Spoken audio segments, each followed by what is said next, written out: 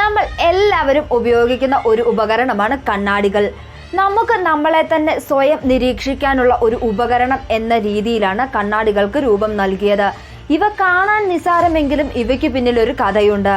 ഇന്നത്തെ നമ്മുടെ ടോപ്പിക്കും അതാണ്. Welcome back once again ഇടുക്കിക്കാരീസ്.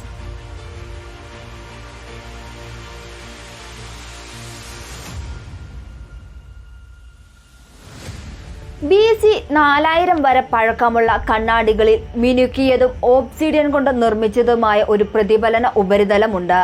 5ാം നൂറ്റാണ്ടിലാണ് ഭംഗിയുള്ള ടൂളുകൾ ഉപയോഗിച്ച് കണ്ണാടികൾ നിർമ്മിക്കാൻ തുടങ്ങിയത്. ഇതിൽ ഹാൻഡിലിൽ ഘടിപ്പിച്ച ഒരു മെറ്റൽ ഡിസ്കിൽ നിർമ്മിച്ചതായിരുന്നു ഈ കണ്ണാടികൾ. ഇവയിൽ പ്രത്യേകിച്ച് ഒരു ഗ്ലാസുകളും ഉപയോഗിച്ചിരുന്നില്ല. AD 3ാം നൂറ്റാണ്ടിലാണ് യഥാർത്ഥ ഗ്ലാസ് കണ്ണാടികൾ നിർമ്മിക്കാൻ തുടങ്ങിയത്. ഇവയിൽ കോൺകേവ് അല്ലെങ്കിൽ കോൺവെക്സ് പ്രതിഫലന ഉപരിതലത്തിൽ ഒരു ഗ്ലാസ് കോട്ടിങ്ങുകൾ ഉണ്ടായിരുന്നു. ആദ്യകാല കണ്ണാടികളുടെ വലിപ്പവും ശൈലിയും വ്യക്തിഗത പുരാവസ്തുക്കൾക്ക് പകരമായുള്ള ആഭരണങ്ങളായും മറ്റും ഉപയോഗിച്ചിരുന്നതായി പറയപ്പെടുന്നു. ഇത് പുരാതന റോമൻ ലെഡ് കാസ്റ്റിംഗിന്റെ ഒരു പ്രതിഫലന ഉപരിതലത്തിന്റെ ഒരു ഉദാഹരണമാണ്. ഇവ 2-3 നൂറ്റാണ്ടുകളിലും ഉപയോഗിച്ചിരുന്നതായി പറയപ്പെടുന്നു. ബോൺ വെങ്കലം കൊണ്ട് നിർമ്മിച്ച ഒരു മിനുക്കിയ ലോഹ പ്രതിഫലന ഉപരിതലത്തിന്റെ മറ്റൊരു ഉദാഹരണം കൂടിയായിരുന്നു ഇത്. കാലാകാലങ്ങളായി ഒരു കണ്ണാടി നിർമ്മിക്കുന്നതിൽ പല പ്രശ്നങ്ങളും നിലനിന്നു വരുന്നു.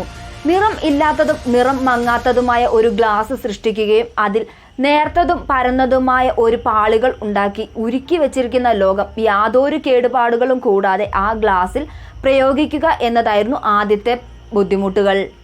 13-15 നൂറ്റാണ്ടുകളുടെ സാങ്കേതിക വികസനത്തിന്റെ കുതിപ്പ് ഇറ്റലിയിൽ വലിയ മാറ്റം തന്നെയാണ് സൃഷ്ടിച്ചിരുന്നത്. 1200കളുടെ തുടക്കത്തിൽ വെനീസിൽ ഒരു ഗ്ലാസ് സമൂഹമുണ്ടായിരുന്നു. ഗ്ലാസുകൾ നിർമ്മിക്കുന്ന ഒരു സമൂഹമായിരുന്നു അത്. കഴിഞ്ഞ 100 വർഷങ്ങളായും ഇത് ഇങ്ങനെ തന്നെ ആയിരുന്നു. 1500-600കളിൽ ബ്രിട്ടീഷ് പൗണ്ടുകൾക്ക് ആയിരക്കണക്കിന് ബ്രിട്ടീഷ് പൗണ്ടുകൾക്ക് സമാനമായ കണ്ണാടികൾ കയറ്റുമതി ചെയ്യുകയുണ്ടായി. വെനീസിലെ കണ്ണാടികൾ നവോത്ഥാന ചരിത്രകാരന്മാരുടെ വിലപ്പെട്ട കലകളെക്കാളും വിലമതിക്കുന്നതായി കരുതപ്പെടുന്നു. കാരണം ആ കണ്ണാടികൾ നിർമ്മിക്കുന്നത് അത്രയേറെ വിലപ്പെട്ട ആഡംബര രീതിയിലായിരുന്നു.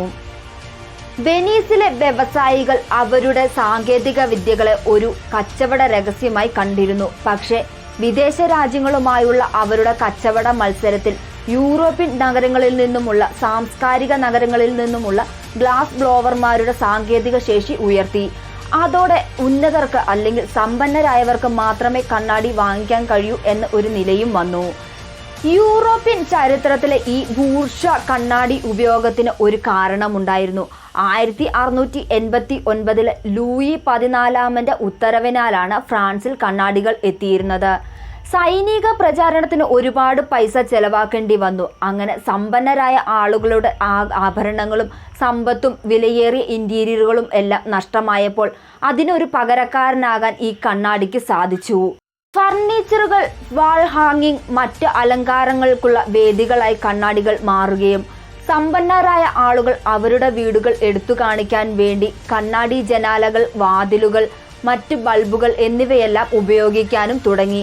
അങ്ങനെ സാധാരണക്കാർക്ക് ഇവയൊന്നും ഉപയോഗിക്കാൻ സാധിക്കാതെയും ആയിരുന്നു. കൂടുതൽ വ്യാപകമായ കണ്ണാടികളുടെ ഉൽപാദനത്തിന് ഒരു കാരണം അവ കയറ്റുമതി ചെയ്യാനുള്ള ബുദ്ധിമുട്ടുകളായിരുന്നു. കാരണം കുറഞ്ഞ അളവിലുള്ള സൈറ്റുകളിൽ ഏകീകൃത കണ്ണാടികൾ നിർമ്മിക്കുന്നതിന് പകരം വൈവിധ്യമാർന്ന ഭൂപ്രദേശങ്ങളിൽ ഒരുപാട് കണ്ണാടികൾ നിർമ്മിക്കുകയും അവ കയറ്റുമതി ചെയ്യുകയും ചെയ്തു. അങ്ങനെ ലോകമെമ്പാടും കണ്ണാടികൾ എത്തിയിരുന്നു. പക്ഷേ അതിൽ ഒരു പ്രശ്നമുണ്ടായിരുന്നു. കണ്ണാടികളുടെ വില കുറയുകയുണ്ടായി. അങ്ങനെ സാധാരണക്കാരിലേക്കും കണ്ണാടികൾ എത്താൻ തുടങ്ങി. അങ്ങനെ സാധാരണക്കാർ അവരുടെ ആവശ്യങ്ങൾക്കായും ഗാർഹിക ഉപയോഗത്തിനായും മറ്റും ഈ കണ്ണാടികൾ ഉപയോഗിക്കാൻ തുടങ്ങി. ഇതിൽ കൂടുതൽ സമ്പത്തും ആനുകൂല്യങ്ങളും പ്രതീക്ഷിക്കുന്ന ഇടത്തരം ആളുകളിലേക്കും കണ്ണാടികൾ എത്തിയപ്പോൾ കണ്ണാടികളുടെ ഉൽപാദനവും വിതരണവും വർദ്ധിച്ചു. അതായത് കണ്ണാടികൾ ജനകീയമാകുന്നത് വർഗാധിഷ്ഠിതമായിരുന്നു. അങ്ങനെയാണ് ഇന്ന് നമ്മൾ കാണുന്ന എല്ലാവരും കണ്ണാടികൾ ഉപയോഗിക്കുന്നത്. ഫ്രണ്ട്സ്, ഇപ്പോൾ മനസ്സിലായില്ലേ നമ്മുടെ ജീവിതത്തിൽ ഏറ്റവും വിലപ്പെട്ട ഒന്നായ കണ്ണാടികൾ നമ്മുടെ ജീവിതത്തിലേക്ക് എങ്ങനെയാണ് എത്തിയതെന്ന്. അടുത്ത വീഡിയോയുമായി കാണുന്നത് വരെ സൈനിങ് ഓഫ് ഇടുക്കിക്കാരീസ്.